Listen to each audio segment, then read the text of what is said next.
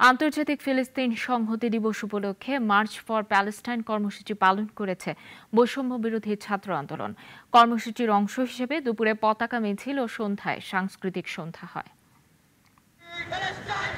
এতদিন শুধু রাষ্ট্র বিনির্মাণে ছাত্র সমাজের ভূমিকা থাকলেও এখন তারা কাজ করছে আন্তর্জাতিক অঙ্গনেও, বলিষ্ঠ ভূমিকা রাখছে শোষণ নিপীড়নের বিপক্ষে।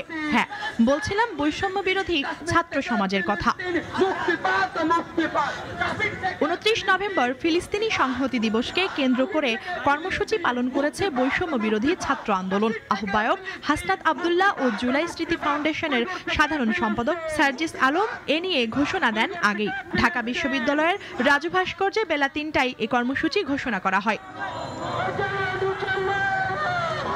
কর্মসূচিতে দেশের সর্ববৃহৎ ফিলিস্তিনি পতাকা বের করা হয়। পরে সন্ধ্যায় হোয়ার প্যালেস্টাইন মেট জুলাই শিরোনামে ইসরায়েলি আগ্রাসনের বিরুদ্ধে সাংস্কৃতিক সন্ধ্যার আয়োজন হয়।